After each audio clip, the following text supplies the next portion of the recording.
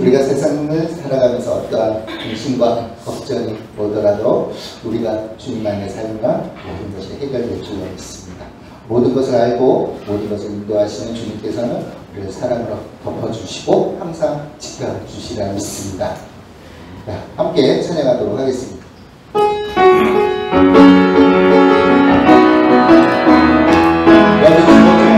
너 근심 걱정하고 어려운 일만 해도 걱정 마라.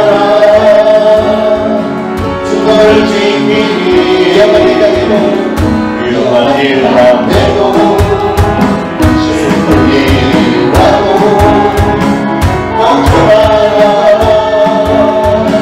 주 너를 지키니 읽어주시니 주님의 사랑 속에 거하라. 그의 평화 속에 거하라. 그분의 영원 속에 자유하라. 주님께 주님의 사랑 속에 거하라. 그의 평화 속에 거하라. 그분의 영원 속에 자유하라. 주님께 다시 한번 너 근심 걱정하고 어려운 일만 해도 걱정 마라. 주 너를 지키니 위험한 일만 해도 슬픈 일이 와도 걱정 마라.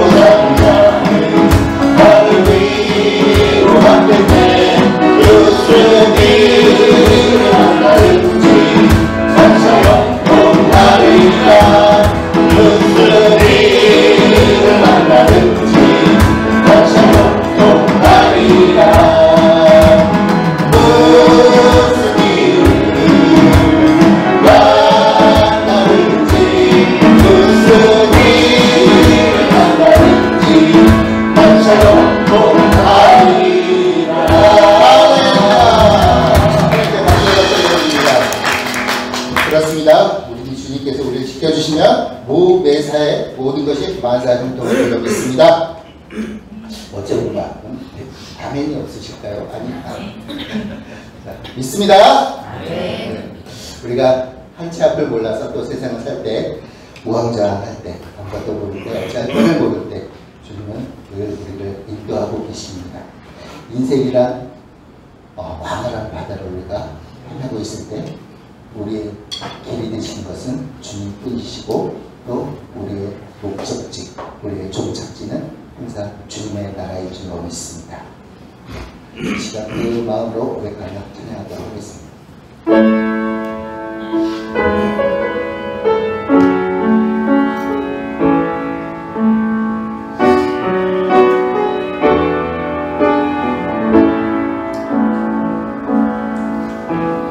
주여 우리 연약함이야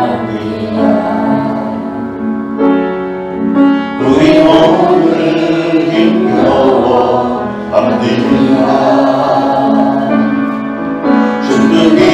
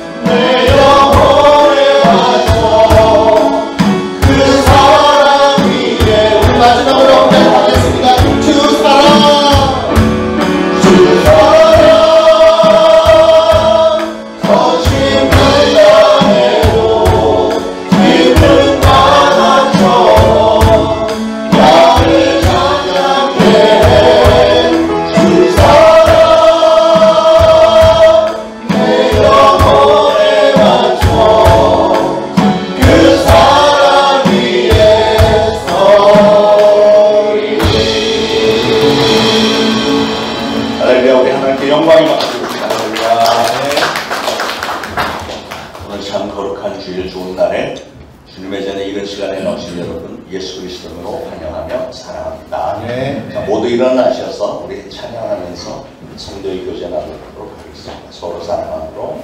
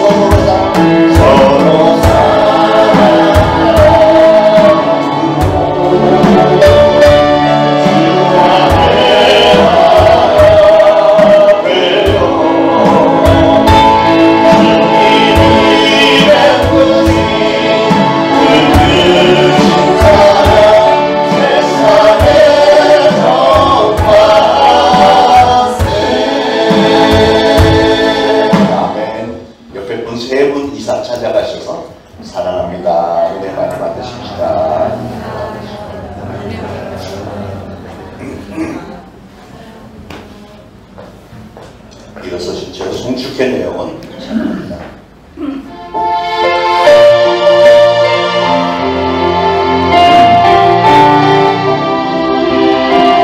송축의 내용은 송축의 내용은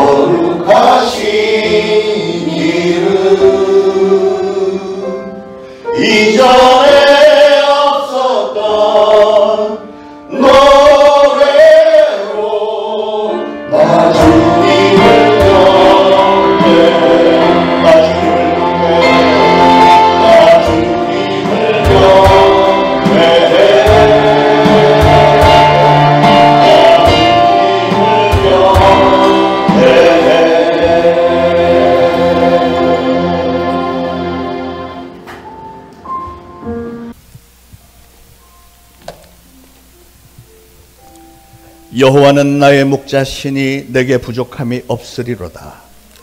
그가 나를 푸른 풀밭에 누이시며 쉴만한 물가로 인도하시는도다.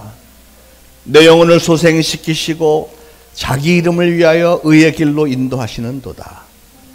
내가 사망의 음침한 골짜기로 다닐지라도 해받음을 두려워하지 않을 것은 주께서 나와 함께 하심이라. 주의 지팡이와 막대기가 나를 안위하시나이다. 주께서 내 원수의 목전에서 내게 상을 베푸시고 기름을 내 머리에 부으셨으니 내 잔이 넘치나이다. 나의 평생의 선하심과 인자하심이 정녕 나를 따르리니 내가 여호와의 집에 영원히 거하리로다. 아멘. 이 시간 우리 다 같이 합심해서 각자 하나님 앞에 참여의 기도 올리겠습니다. 기도합니다. 하나님 아버지의 은혜를 참으로 감사를 드립니다. 오늘도 거룩한 주일을 저희들에게 주셨고 저희들 사랑하는 성도들 모두가 다 우리 하나님께서 허락하신 삶의 여건 가운데서 오늘 주님의 전에 나올 수 있도록 모든 일을 우리 하나님께서 인도하여 주셨고, 특히 이 마지막 때 세상은 점점 험악해져가는 이때 저희들 계속해서 믿음을 잘 지키게 하셔서 오늘도 하나님의 존전에 나와 하나님을 배우며 하나님의 이름을 부르며 하나님을 찬양하며 예배를 올려드릴 수 있는 기회를 주셔서 감사합니다. 하나님, 저희가 올려드리는 이 예배가 하나님을 기쁘시게 된 예배가 되기를 간절히 소원합니다. 그러나 이 시간에, 참여의 시간에 저 하나님의 그 거룩하신 임재 앞에서 저 스스로를 돌아볼 때 하나님, 저는 영락없는 죄인인 것을 고백을 합니다. 아무리 하나님의 말씀을 안다고 하고 하나님의 말씀을 따른다고 하면서도 지내놓고 보면 또 넘어져 있고 또 넘어져 있는 연약한 저의 모습을 하나님 긍휼히 여겨주시고, 그럼에도 불구하고 내 안에 계신 예수 그리스도로 인하여서 예수님께서 나의 모든 죄를 대신하여 흘러주신 보혈로 다시금 깨끗하게 씻어주시고, 그래서 오늘도 저희를 바라보시면서 죄 없다 칭하여 주시고 저희들이 영과 진리로 정성을 다하여 올려드리는 예배를 정말 하나님께서 기쁘게 흠양하여 주시기를 원합니다. 만일 누가 죄를 범하면 아버지 앞에서 우리에게 대언자가 있으니 곧 의로우신 예수 그리스도시라. 저는 우리 죄를 위한 화목제물이니 우리만 위할 뿐 아니요 온 세상의 죄를 위하심이라 하신 말씀대로 믿음으로 나왔사오니 사랑하는 성도들의 예배 정성을 좋게 여기시고 우리 하나님 예배를 흐뭇해 하시며, 그래서 하늘에 보고를 열으시사 이른 비와 늦은 비의 축복이 우리 각 사람과 우리 초대신앙교회 공동체 안에 있게 하시고, 이 예배를 인하여서 오로지 하나님께서 영광 거두어 주옵소서. 예수 그리스도 이름으로 간절히 기도합니다. 아멘. 다 같이 사도신경으로 신앙 고백 드리겠습니다. 전능하사 천지를 만드신 하나님 아버지를 내가 믿사오며 그 외아들 우리 주 예수 그리스도를 믿사오니 이는 성령으로 잉태하사 동정녀 마리아에게 나시고 본디오 빌라도에게 고난을 받으사 십자가에 못 박혀 죽으시고 장사한 지 사흘 만에 죽은 자 가운데서 다시 살아나시며 하늘에 오르사 전능하신 하나님 우편에 앉아 계시다가 저리로서 산 자와 죽은 자를 심판하러 오시리라. 성령을 믿사오며 거룩한 공회와 성도가 서로 교통하는 것과 죄를 사하여 주시는 것과 몸이 다시 사는 것과 영원히 사는 것을 믿사옵나이다. 아멘. 모두 착석하시고 함께 기도하시겠습니다. 영원무궁토록 찬송과 존귀와 영광을 받으실 하나님 아버지시여, 거룩하고 기쁜 날 하나님의 성전에서 예배드릴 수 있도록 인도하심에 감사를 드립니다. 우리 안에 정한 마음을 주셔서 정직하고 정결한 영으로 드려지는 거룩한 예배가 되게 하시고 우리의 예배를 통해 찬송과 존귀와 영광을 받으시옵소서. 우리의 기도로 역사하시는 하나님, 하나님께 간구하는 모든 자, 곧 진실하게 간구하는 모든 자에게 가까이 하시며 자기를 경외하는 자들의 소원을 이루어주시는 선하신 하나님 아버지를 의지합니다. 이 시간 우리들의 간절한 기도에 응답하시고 모든 악한 영으로부터 지켜 보호하여 주시옵소서. 정함이 없는 재물에 마음을 두지 말게 하옵시고 말 한마디라도 성령이 말을 하며 자기의 십자가를 지고 하나님의 선하시고 온전하시고 기뻐하시는 뜻을 이루며 살아가도록 인도하여 주시옵소서. 우리 초대신앙교회가 하나님의 말세에 대해 귀하게 쓰임받는 교회가 되게 하여 주시옵소서. 마음을 같이하여 모이기에 힘쓰고 사랑과 진실함으로 서로를 섬기며 늘 성령 충만함이 넘치는 교회가 되게 하여 주시옵소서. 세 분의 전도사님들을 영육간의 강건함으로 붙들어 주시사 하나님의 나라를 위하여 귀하게 쓰임받는 전도사님들 되게 하여 주시고 예수님의 사랑 안에서 성령 충만한 삶을 살도록 늘 인도하여 주시옵소서.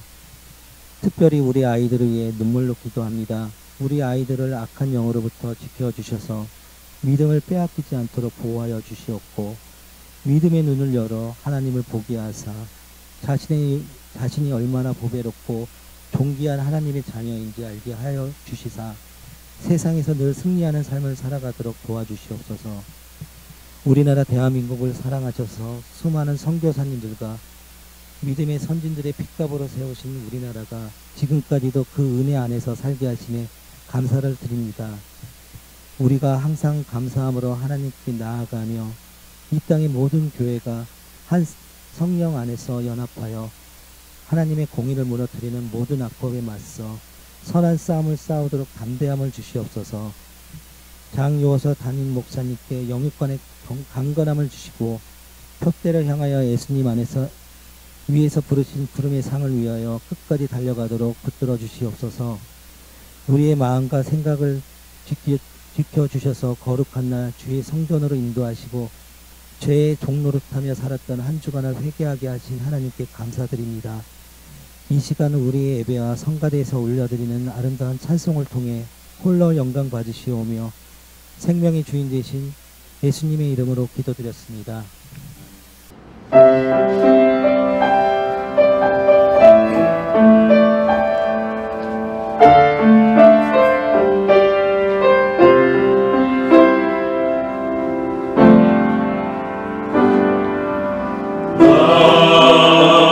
비로소 이제 깊고 넓은 바다가 두려움에 떨고 있는 내 손을 주는 결코 놓치지 않으셨다.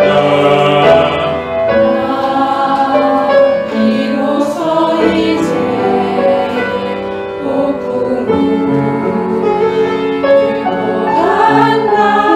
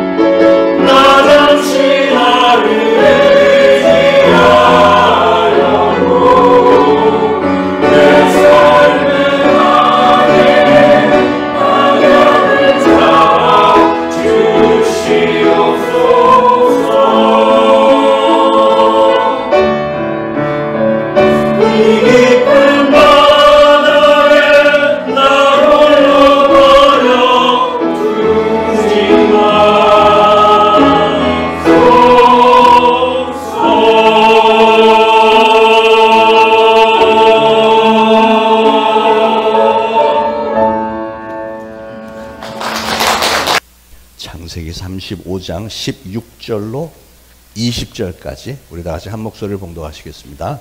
그들이 베델에서 길을 떠나 에브랏에 이르기까지 얼마간 거리를 둔 곳에서 라헬이 해산하게 되어 심히 고생하여 그가 난산할 즈음에 산파가 그에게 이르되 두려워하지 말라. 지금 내가 또 등남하느니라 하며 그가 죽게 되어 그의 혼이 떠나려 할 때 아들의 이름을 베논이라 불렀으나 그의 아버지는 그를 베냐민이라 불렀더라. 라헬이 죽음에 에브랏 곧 베들레헴 길에 장사되었고 야곱이 라헬의 묘에 비를 세웠더니 지금까지 라헬의 묘비라 일컫더라. 아멘.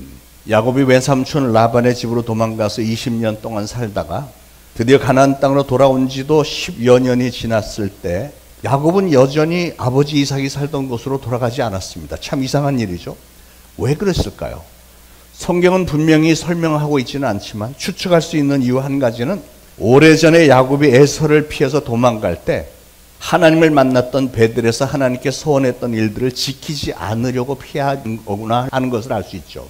그 서원이 뭐였죠? 창세기 28장 20절 이하에 다 같이 봉독하시죠. 시작.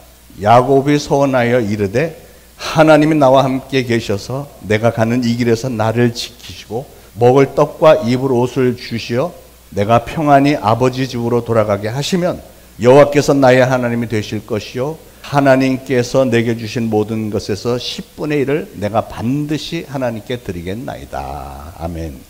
다시 말해서 하나님이 나와 함께 하시고 나를 먹고 살게만 해주시고 장차 아버지 집으로 다시 돌아올 수 있게만 해주신다면 저는 오로지 하나님만을 잘 섬기겠고 하나님의 성전을 건축하겠고 하나님께 11조를 바치겠다고 소원한 일입니다. 하나님은 야곱의 그런 기도를 들으셨고 때로 다 이루어 주셨습니다. 그런데 야곱은 세월이 지나서 하나님으로부터 단물만 쏙 빼먹고 기억이 안 나는 척하면서 아버지 이삭의 집으로 돌아오질 않는 겁니다. 왜 그랬죠?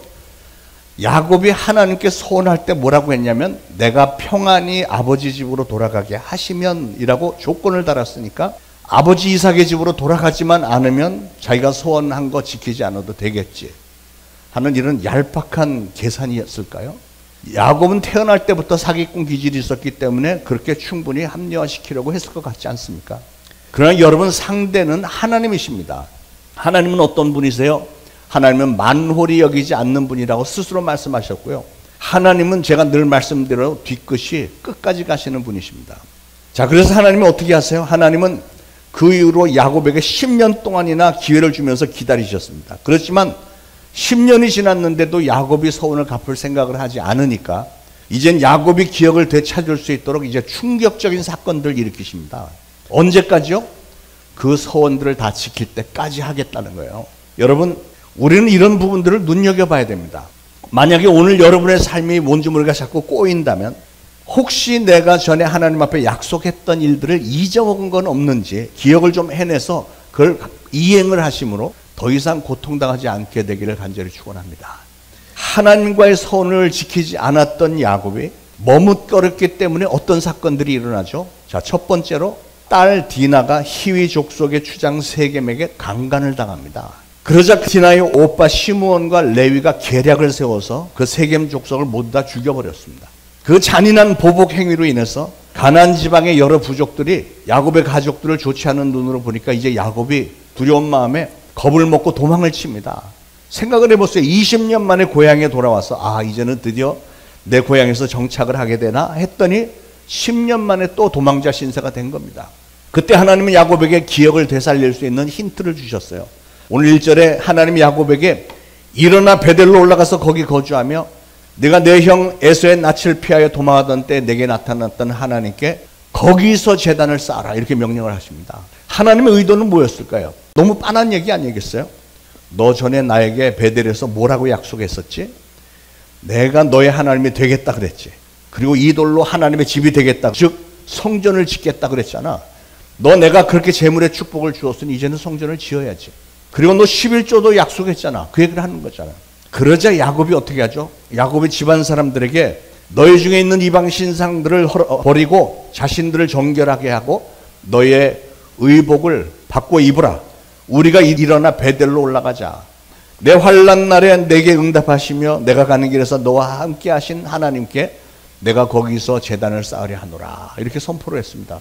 그러니까 하나님께서 너 베델로 돌아가서 제단을 쌓으라 명령하셨더니 아이고 큰일 났구나 한 거예요. 야곱은 즉시로 베델에 돌아갈 준비를 하면서 집안 사람들에게 이방 신상을 버리고 자신을 정결하게 하고 의복을 바꿔 입으라, 좋은 옷으로 갈아입으라 그 얘기예요. 그리고 모든 우상들과 섬기는 신물들을 함께 세겜 근처 상수리 나무 아래 묻었습니다. 의복을 바꾸라고 그랬는데요, 여러분 사람이 마음을 깨끗이 하면 자연히 몸도 깨끗하게 하게 되고 의복도 깨끗하게 갈아입게 되는 법입니다. 저는 이 말씀에서 생각나는 게, 제가 16년 전에 미국에서 한국으로 나올 때 떠나오던 바로 전날 밤에 제가 큰아들 방에 가서 내가 내일 아침 한국으로 떠나야 되니까 지금 아빠가 기도해 줄게 그랬더니 아들이 하는 말이 잠깐만요, 이런 복장으로 어떻게 기도를 받아요? 하더니 샤워장 들어가서 샤워를 하고 옷을 깨끗하게 잘 입고 제 방에 와서 기도를 받더라고요. 그랬더니 하나님의 축복을 받을 자세가 제대로 갖추어진 아들을 위해서 손을 얹어 기도하는데 축복 기도가 저절로 되던데요. 하나님의 축복을 받기 위해서 몸도 깨끗하게 씻고 옷도 잘 입은 아들, 그리고 그 아들을 위해서 손을 얹고 기도하는 아버지, 그리고 그 모습을 바라보시는 하나님, 이 그림이 얼마나 완벽합니까? 그래서 하나님은 그 아들을 축복하셨을까요? 안 하셨을까요? 당연히 축복하셨죠. 엄청난 축복을 하셨는데 잘못하면 아들 자랑이 될 테니까 그거 건너뛰고. 그러므로 사랑하는 여러분, 여러분도 하나님께 예배드리러 나오기 전에 가장 먼저는 마음을 정결하게 하고 몸을 깨끗하게 하시고 옷을 깨끗하게 갈아입으심으로 하나님께서 여러분을 위해서 예배해 놓으신 모든 축복을 다 받아 누리시기를 축원을 드립니다. 야곱과 그의 가족들과 식솔들은 그렇게 이방 신상들을 다 버리고 자신을 정결하게 하고 의복을 바꿔 입고 베델에 가서 제단을 쌓고 돌 기둥을 세우고 그 위에 전제물을 붓고 또 그 위에 기름을 붓고 하나님이 자기가 말씀하시던 곳의 이름을 베델이라 불렀더라 그랬습니다. 하나님은 야곱과 가족들의 그런 예배를 받으셨고, 그리고 야곱의 이름을 그때 너의 이름을 이스라엘이라 하라 바꿔주셨고요. 그리고 나서 할아버지 아브라함과 아버지 이삭에게 주셨던 축복을, 동일한 축복을 야곱에게도 주셨습니다. 11절에 보면 야곱을 통해 수단 백성이 나게 하시고 민족을 이름으로 나라가 번창하여 왕들이 다스리는 왕국을 이루게 하시겠다 이렇게 약속을 하셨습니다. 그리고 실질적으로 야곱의 12아들들로 이스라엘 민족을 시작하셨죠. 그렇게 하심으로 하나님이 야곱을 다 용서하신 것처럼 보였습니다. 아마도 야곱은 그렇게 착각했을 것이고, 그래서 야곱의 마음속에 이제는 괜찮겠지 이렇게 싶었던 것 같아요. 그런데 문제는 야곱이 하나님께 행한 일은 그게 전부였습니다. 여전히 자기 입으로 약속했던 11조도 바치지 않았고 자기 입으로 약속했던 성전 건축도 하지 않았고요. 그냥 한 번 와서 달랑 예배만 드리고 그냥 형식만 갖추고 이 정도면 하나님도 좀 누구로 들으셨겠지 하면서 얼렁뚱땅 입을 씻고 말았어요. 하나님을 너무 쉽게 생각했던 거죠. 여러분, 우리 하나님은 절대로 만홀히 여김을 받지 않으시는 분이십니다. 야곱은 사람들에게는 엄청난 대단한 사기꾼이지만 그러나 하나님을 속일 수는 없었어요. 이 세상 그 누구도 하나님을 속일 수 없습니다. 그것은 오히려 하나님을 더 분하게 만드는 일이죠.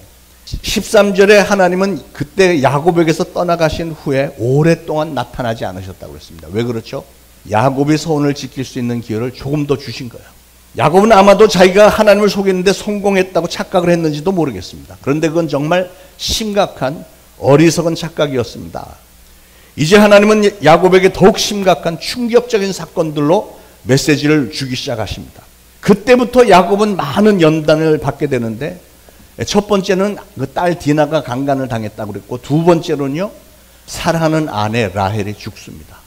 아내가 넷이 있었는데 라헬만 사실은 사랑했는데 그 사랑하는 아내 라헬이 죽습니다. 16절에 그들이 베델에서 길을 떠나 에브라스에 이르기까지 얼마간 거리를 둔 곳에서 라헬이 해산하게 돼요. 심히 고생하여 야곱이 가장 사랑했던 아내 라헬은 그렇게 둘째 아들 베냐민을 낳으면서 고통 중에 죽어버렸습니다. 라헬은 죽으면서 그 태어난 아기의 이름을 베노니 이러고서는 소리치면서 죽었습니다. 베노니는 슬픔의 아들이다 그런 뜻인데, 그런데 야곱은 곧바로 아들의 이름을 베냐민, 오른손의 아들이라고 고쳐 불렀습니다. 야곱은 아내 라헬을 먼저 떠나보낸 슬픔을 억누를 길이 없었을 것입니다. 그런데 여러분, 하나님은 왜 야곱이 가장 사랑하는 사람 라헬을 데리고 가셨을까? 그것은 한마디로 야곱을 징계하신 거예요. 이제부터 계속 이게 시작이 되는 겁니다. 여러분, 우리가 라헬에 대해서 한 가지 기억해야 할 것은 앞에 31장에 라헬은 아버지 라반의 집을 떠나서 나올 때 아버지의 신상 드라빔을 몰래 훔쳐가지고 나왔죠. 야곱은 하나님을 믿는 신앙의 가정이었으면서도 아내 라헬은 여전히 드라빔 우상을 음란하게 숭배하고 있었고요. 야곱은 그걸 알면서도 묵인을 하고 있었던 거예요. 이건 하나님의 언약에 대한 중대한 배신이었습니다. 그런데 야곱은 사랑하는 아내가 그렇게 죽었는데도 여전히 자기의 소원 갚지 않습니다. 왜 그랬을까? 도대체 무슨 생각으로 그랬을까요? 아마도 야곱은 이 정도 하셨으니까 하나님도 이제 진노가 풀리셨겠지, 그런 생각이었을까요? 그것 역시도 야곱의 착각이었을 뿐이지 하나님은 야곱이 자신의 소원을 다 갚을 때까지 멈추지 않을 생각이었던 거예요. 왜냐하면 하나님은 뒤끝이 있으신 분이니까 끝까지 해보자는 거죠. 여기서 한 가지 우리가 반드시 짚고 넘어가야 할 일이 있습니다. 신앙의 민족인 이스라엘의 조상 야곱의 가정에 그렇게 우상이 있었다면, 그러면 저와 여러분 우리 가정들에는 그런 우상들이 없을까요? 이런 얘기를 하면 어떤 사람은 맞아, 야곱의 집에도 우상이 있었으니까 나도 우상 한두 개쯤은 섬겨도 괜찮겠네, 이런 생각이 드는 분이 있을지 몰라서 하는 얘기인데, 여러분 그분은 야곱의 삶에서 그 다음에 어떤 일들이 벌어지는지를 좀 눈여겨보시기를 바랍니다. 요즘 어떤 성도들 보면 실질적으로 하나님보다 더 좋아하는 다른 것들이 있는 것 같아요. 그러나 성경은 하나님보다 더 사랑하는 게 있다면 그것이 우상이라고 말씀하잖아요. 우상. 우리는 때때로 하나님보다 돈을 더 사랑하고, 또 어떤 이는 명예, 권세도 집착하고요. 또는 먹고 사는 일, 생계에 너무 매달려서 하나님을 섬기는 일을 등한시하는 경우도 얼마나 많습니까? 그런 일들로 인해서 하나님을 예배하며 섬기는 일에 소홀할 때가 있잖아요. 예수를 믿고 하나님을 예배하는 것이 우리의 가장 최고의 우선순위가 되어야 되겠는데, 그러질 않고 예배는 그냥 나중에 시간이 좀 남고 뭐 좀 다른 게 특별히 심심할 때 하는 일로 생각하는 사람들이 얼마나 많습니까? 문제는 그러기 때문에 하나님 우리에게 정신 차리라고 수시로 이런 환난을 허용한다는 사실을 아셔야 되는 거예요. 이걸 좀 빨리 깨달았으면 좋겠는데, 그런데 여러분 제가 목회를 하면서 보니까 어떤 성도들은 신앙생활을 열심히 하는 것처럼 보여요. 실질적으로 남보다 많이 열심히 하는데 그런 가정에도 환난이 떠나질 않습니다. 왜 그렇다고요? 그건 제가 지금까지 말씀드린 야곱처럼 신앙생활을 하기 때문에 그래요.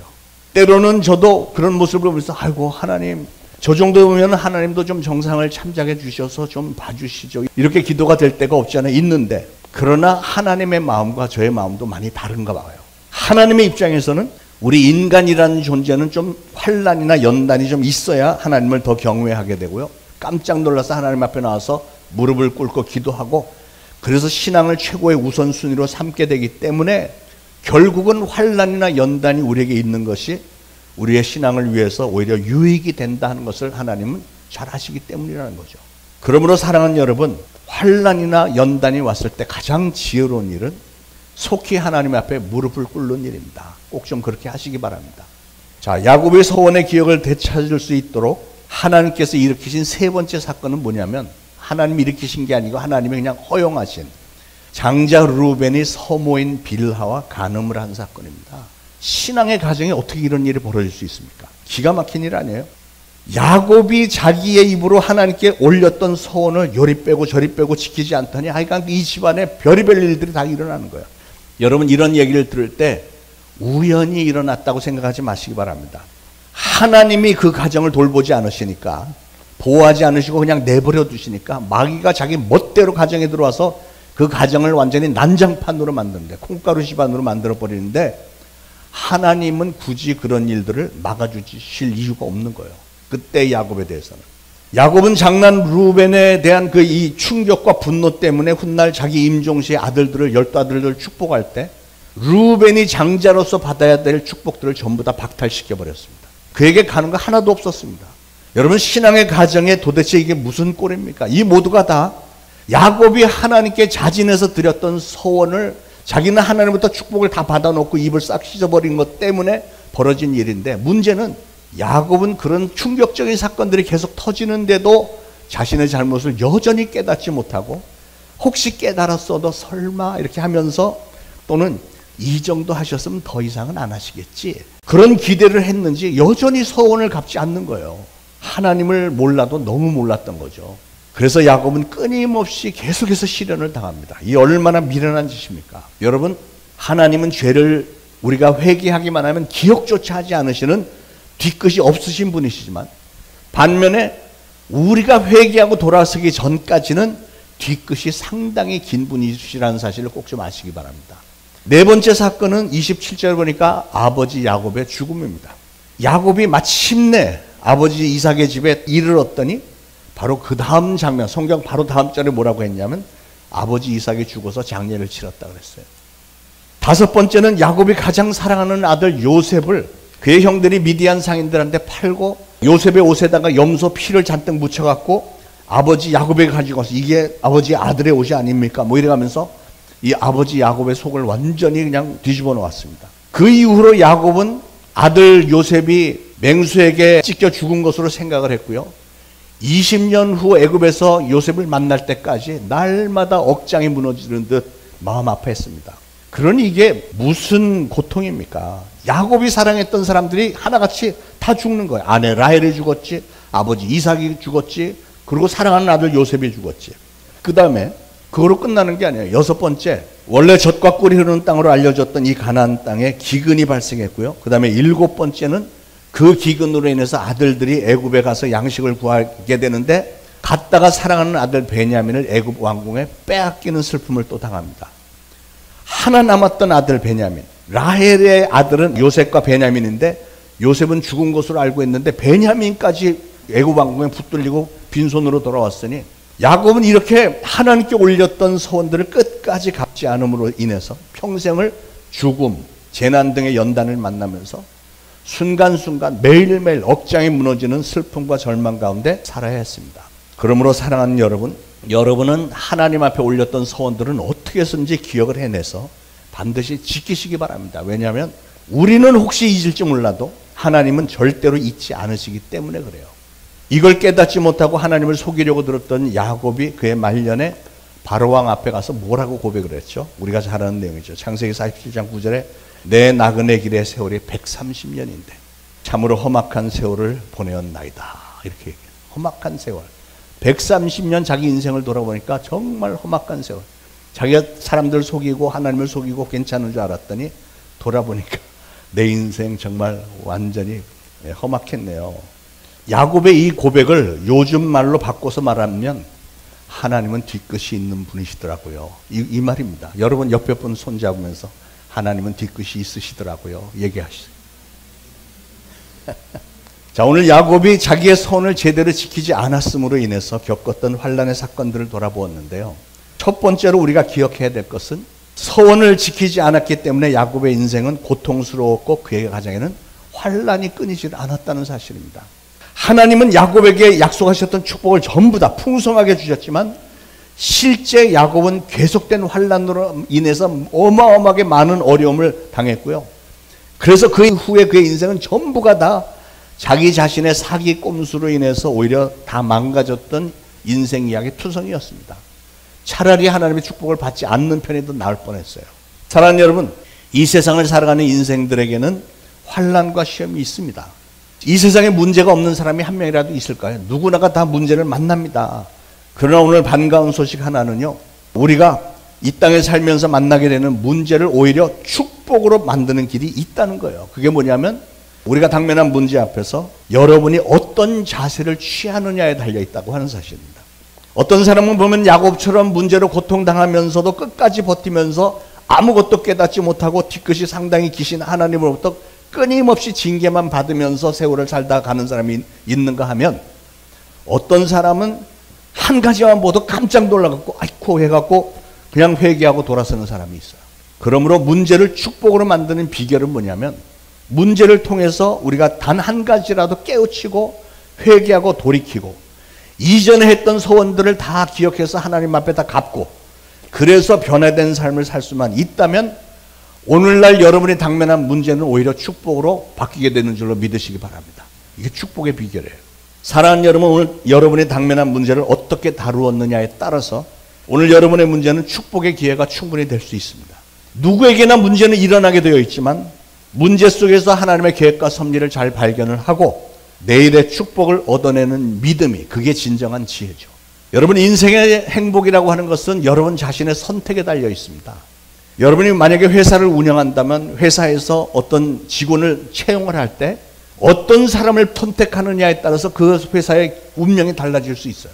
부정적이고 불평만 해대는 사람을 선택을 하면 그 회사는 병들게 되고요. 굉장히 어려움을 많이 겪게 되고, 반면에 긍정적이고 소망을 바라보는 사람을 선택을 하면 그 기업이 건강해지듯이, 여러분은 여러분 자신의 영혼이라고 하는 회사, 영혼이라는 기업에서 어떤 나를 선택하느냐, 나의 부정적인 모습을 선택하느냐, 나의 긍정적인 모습을 선택하느냐에 따라서 여러분의 운명이 달라진다는 사실입니다.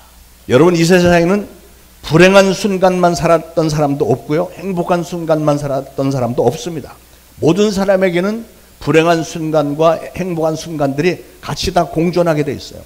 그런 상황에서 어떤 분은 과거의 기억 가운데서 항상 불행했던 나 자신을 선택을 해갖고 상처받았던 일만 생각해서 맨날 상처 이러면서 하나님께 불평불만을 하면서 사는가. 근데 문제는 그런 영혼은 조금씩 더 병이 깊어지는 것이고요. 반면에 어떤 분은 과거의 기억에서 항상 행복했던 순간, 하나님이 나에게 은혜 베풀어 주셨던 것 기억하면서 하나님의 은혜가 감사해요, 눈물을 흘리면서 하나님 은혜에 보답할 수 있게 해주세요 하면서 늘 감격하면서 간증을 하면서 영광을 돌리는 사람이 있어요. 그러면 그 영혼은 점점 더 건강해지고 하나님의 축복을 받게 돼 있는 거죠. 그게 하나님의 축복의 섭리예요. 사랑하는 여러분, 정말 행복한 삶을 살기를 원하십니까? 그런 삶이 사실은 그렇게 어렵지 않은 것 같아요. 항상 지금 말씀드린 대로 행복한 나를 채용을 하고 행복한 나, 긍정적인 나를 적극적으로 발굴하고 개발하면 이게 되는 거예요. 아무리 힘든 인생도 불행한 순간만 있는 게 아닙니다. 여러분 주변에 보면은 분명히 유난히 고난이 많은 분들이 계실 거예요. 그런 분들을 보면 측은한 마음이 들죠. 그러나 그것도 마음 먹기 나름이에요. 그런 것도 내가 당하고 있는 이 불행, 이런 환난도 결국은 축복을 향한 연단의 과정이라고 생각하시기 바랍니다. 그렇게 긍정적인 생각을 가지시길 바라요. 여러분, 보석이 있잖아요. 보석도 똑같은 돌이라도 7번을 깎은 것과 70번 깎은 것은 그 가치가 엄청나게 차이가 있습니다. 보석을 몇 번 깎느냐에 따라서 빛깔도 달라지고 가격도 달라지는 거예요. 마찬가지로 우리가 연단을 당하면 당할수록, 연단이라는 것이 나라고 하는 보석을 깎는 거니까, 우리가 연단을 당하면 당할수록 하나님께서 더욱더 우리에게 큰 능력과 마음의 넉넉함을 주셔서 더 큰 일을 감당하게 해주시고요, 더 큰 축복을 주실 줄로 믿으시기 바랍니다. 하나님의 은혜는 그래서 환난과 시험과 여러 가지 문제들을 통해서 우리에게 주어지는 경우가 상당히 많습니다. 간증하는 분들의 간증들에는 다 그게 들어있잖아요. 내가 이런 환난 문제가 있었는데 하나님이 이렇게 고쳐주시고 은혜를 주셨습니다. 이게 있잖아요. 자, 말씀을 정리하겠습니다. 첫 번째로, 인생은 환난과 시험과 문제들의 연속이라고 하는 사실을 인식하시기 바랍니다. 오늘 야곱의 삶을 통해서 우리 인생에는 끊임없이 이런 문제들이 벌어지는구나 하는 것을 보았습니다. 믿음이 좋은 사람에게도 문제는 계속 찾아오고요, 긴장과 스트레스는 계속 되는 겁니다. 그러나 그런 가운데서 우리가 생각만 조금만 바꿔도 깨닫게 되는 것은, 내가 당면한 문제와 스트레스들은 결국은 축복된 삶을 향한 중간 과정이라는 거예요. 필요하기 때문에 하나님이 허용하신 중간 과정입니다. 여러분, 기타나 바이올린들은 적절한 상태로 줄이 팽팽하게 당겨져 있어야 아름다운 소리가 나는 것처럼요, 우리 인생이라고 하는 악기도 적절한 긴장과 스트레스가 있어야 아름다운 소리가 나게 돼 있는 거예요. 그렇다고 해서 스트레스가 너무 심하면 기타 줄이 끊어져 버립니다. 그러므로 우리는 긴장과 스트레스도 필요하지만, 그러나 적절한 휴식과 유머와 편하고 멋진 분위기도 동시에 필요한데요, 그러나 그렇다고 해서 또 너무 많이 풀어져 버리면 바이올린 소리가 엉망이 돼버립니다. 그러니까 항상 적절하게 조율된 긴장이 있어야 우리 인생의 언어가 아름다운 언어가 되고 겸손한 태도가 되게 돼 있어요. 바로 그런 축복을 주시려고 하나님은 우리에게 적절한 환난과 시험과 문제들을 허용을 하시는 겁니다. 그러므로 사랑하는 여러분, 여러분이 어떤 문제를 만날 때 이 문제도 내게 필요한 과정이구나 이렇게 겸손히 받아들이면 그 문제는 여러분에게 많은 유익을 주게 될 줄로 믿으시기 바랍니다. 두 번째로, 고난을 두려워하지 말고 십자가를 잘 지시면 그건 축복과 영광의 길이 될 것입니다. 라헬이 베냐민을 낳을 때 심한 산고로 죽었습니다. 베냐민은 야곱의 12번째 막내 아들입니다. 라헬은 죽었지만 그렇게 해서 이 아들을 얻음으로 인해서 완성된 축복을 상징하는 이스라엘의 12지파가 완성되었잖아요. 그러므로 큰 축복 이전에는 항상 이렇게 산고의 진통이 있다는 사실을 아시길 바랍니다. 그러므로 혹시 여러분에게 환난과 시험과 문제들의 십자가가 주어지거든 기쁨으로 그 십자가를 지시기 바랍니다. 왜냐하면 고난의 십자가는 그 다음 단계의 축복과 영광으로 가는 통로가 되기 때문에 그래요. 요한복음 12장 23절에 예수님이 인자가 영광을 받을 때가 되었다 이렇게 말씀하셨습니다. 그랬더니 제자들은 이제야 우리 주님께서 뜨시겠구나, 나도 한 자리 하겠네, 아주 좋아했습니다. 오해였죠. 예수님께서 영광을 얻을 때가 되었다는 말씀은 십자가를 지실 때가 되었다는 말씀이었어요. 우리도 그래서 영광과 축복을 오해하지 말아야 됩니다. 우리가 진짜 영광과 축복을 원하신다면 십자가를 져야 돼. 십자가를 지고 수고하고 희생하지 않으면 우리는 결코 영광을 얻을 수도 없고 축복을 받을 수도 없는 겁니다. 우리가 죽어야 살고 희생을 해야 복을 받습니다. 하나의 미랄이 땅에 떨어져 죽은 곳에서는 많은 열매가 맺어지지만 그러나 죽은 척만 한 곳에서는 절대로 열매가 맺히지 않죠. 학생이 노력하지 않고 좋은 성적 기대할 수 없습니다. 선수가 연습하지 않고 승리를 기대할 수 없습니다. 마찬가지로 성도가 십자가를 지지 않고는 축복을 기대할 수가 없는 거예요. 여러분 십자가를 회피하지 마시기 바랍니다. 여러분이 십자가를 회피하면 축복도 여러분을 회피할 것입니다. 십자가를 기꺼이 지세요. 그러면 하나님께서도 기꺼이 여러분에게 축복을 주실 것입니다. 교회에 어떤 것이 필요하다라는 게 생각이 나거든 하나님 우리 교회가 필요한 것을 저에게 깨닫게 해주셔서 감사합니다 하면서 제가 이 십자가를 지겠습니다 하고 질 때 하나님은 그런 분에게 30배, 60배, 100배의 축복을 주실 것입니다. 자, 세 번째로 슬픔을 기쁨으로 만드시기 바랍니다. 라헬은 베냐민을 낳으면서 자기가 죽게 되었을 때 아들의 이름을 베노니, 슬픔의 아들이라고 외쳤습니다. 그러나 야곱은 그 이름을 베냐민, 기쁨의 아들, 오른손의 아들이라고 바꿨죠. 여기서 극한 슬픔 중에서도 기쁨을 잃지 않겠다고 하는 야곱의 긍정적인 의지가 여기서 보이잖아요. 이처럼 극한 슬픔에서도 기쁨을 소망하면서 긍정적인 말을 할 줄 아는 사람이 축복된 믿음의 사람이라고 하는 거예요. 여러분 우리 입에서 나오는 말이 얼마나 중요한지 모릅니다. 만약에 슬픈 자식이라는 뜻의 베논이라고 불렀다면 그 아들은 평생 슬픈 아들이 됐을 것입니다. 여러분 나는 늘 불행해요, 나는 되는 게 하나도 없어요, 뭐 이런 말을 하는 사람은 불행한 삶이 그 사람에게서 떠나지 않습니다. 왜냐하면 자기 입에서 나오는 말이 그 사람을 올무로 삼게 될 것이고요. 반대로 나는 정말 너무 행복해요, 너무 감사해요, 하나님이 나를 너무 사랑하시는 것 같아요 하면 어느새 행복한 삶이 그 사람을 휘감게 될 줄로 믿으시길 바랍니다. 우리 입에서 나오는 긍정적인 말이 그 인생의 집을 그 말한 대로 짓게 해주시는 거예요. 여러분 환난과 시험과 문제 등의 인생의 문제는 우리에게 나쁘기만 한 건 아닙니다. 여러분 지구본을 보시면은 이 지구본에 나타난 수많은 나라들 한번 보세요. 강한 민족, 잘 사는 민족은 대부분 적도 북쪽에 있는 나라들입니다. 추운 지역. 장수하는 민족들도 대부분 북쪽 사람들입니다. 경제적으로 윤택한 사람들도 되게 북방 민족입니다. 반면에 남쪽 따뜻한 지방에 사는 사람들은 정치, 경제, 사회, 문화가 다 열악한 편이죠. 대부분이. 그들 나라에는 평균 수명이 40도 안 되는 나라가 아직도 40세까지 못 사는 나라가 그렇게 많습니다. 남쪽에. 그러니까 따뜻한 환경이 좋기만 한 건 아니라는 거예요.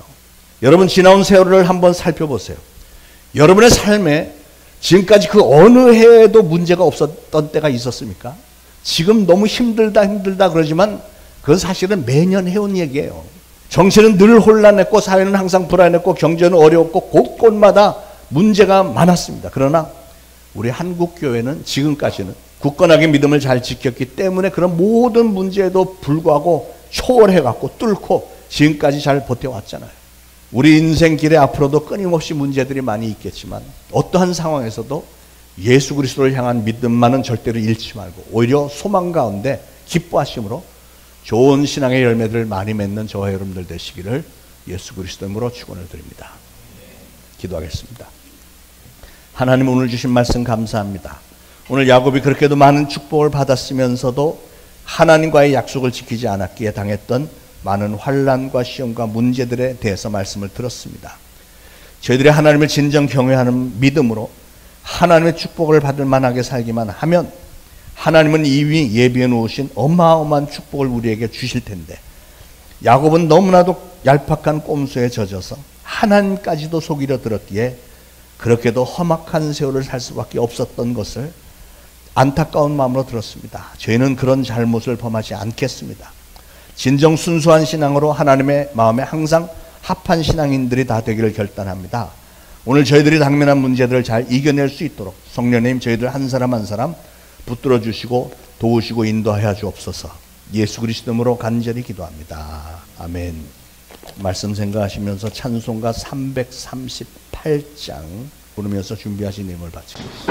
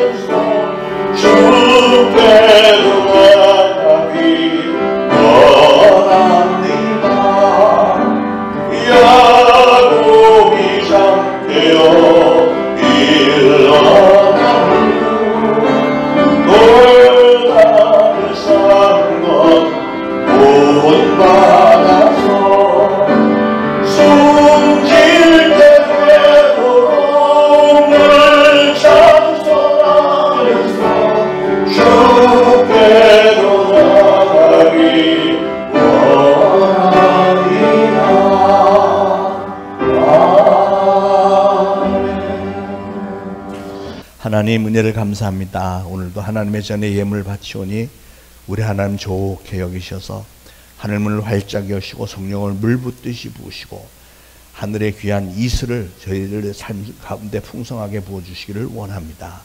사랑하는 성도들이 하나님을 사랑하며 하나님께 충성을 다짐합니다. 각 가정들마다 자녀들 믿음 가운데 양육시키기 위해서 최선을 다하고 있습니다.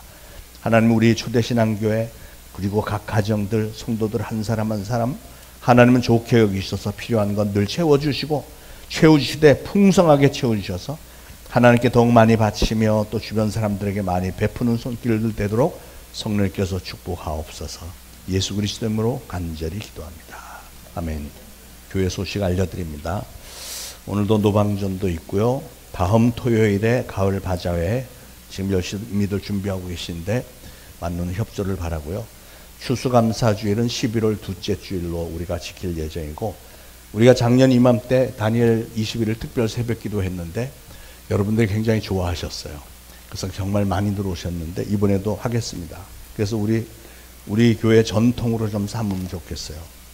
그래서 11월 3일 월요일부터 월요일 월화수목금 일주일에 5일씩 해서 12월 1일까지 오늘날 우리가 나라와 민족의 불안하고 혼란스러운 민생, 국제 정세, 정치, 경제, 사회, 문화, 예술 전반에 걸쳐서 또 우리 초대신앙교회 부흥과 개개인의 신앙 회복을 위해서 집중적으로 기도하려고 합니다. 우리 경배 찬양단도 애써주시길 바라고 여러분 이제 한 해를 이렇게 거의 보내면서 정리하는 차원에서 또 앞으로 계속될 축복을 위해서 기도에 동참해 주시길 바라겠습니다. 자, 모두 일어나셔서 413장 1절과 3절 부르고 축도로 예배 마치겠습니다.